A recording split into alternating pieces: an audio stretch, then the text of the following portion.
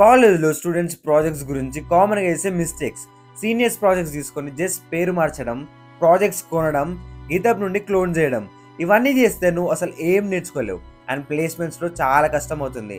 ఒక ప్రాజెక్ట్ని బిల్డ్ చేయడం అంటే రియల్ ప్రాబ్లమ్ని సాల్వ్ చేసేలా ఉండాలి.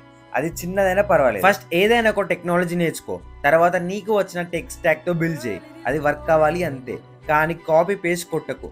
అలాగే నువ్వు ఇప్పుడు కూడా ఇంకా basic projects like calculator, university management, movie rating ఇలాంటి బేసిక్ ప్రాజెక్ట్స్ ఉంటే అర్జెంట్గా తీసి. అండ్ ఇప్పుడు డిమాండింగ్లో ఏఎంఎల్ ఉంది.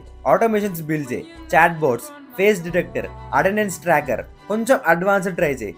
ప్రాజెక్ట్స్ బిల్డ్ చేస్తున్నావు అంటే అది జస్ట్ ప్లేస్మెంట్స్ కోసం కాకుండా నీ స్కిల్స్ ఇంప్రూవ్ అవ్వడం కోసం చేయి. ఇవే కాదు, కరెంట్ టాప్ డిమాండింగ్ ఉన్న ప్రాజెక్ట్స్ అన్నీ ఒక లిస్ట్ చేసా. నువ్వు ఏ బ్రాంచ్ అయినా హెల్ప్ అవుతుంది. జస్ట్ ఫాలో కొట్టి ప్రాజెక్ట్స్ అని కామెంట్ చేయి, డైరెక్ట్ నీ డిఎంకి పంపిస్తా. అండ్ ఈ వీడియో నీ ఫ్రెండ్కి కూడా షేర్ చేసి కలిసి బిల్డ్ చేయండి.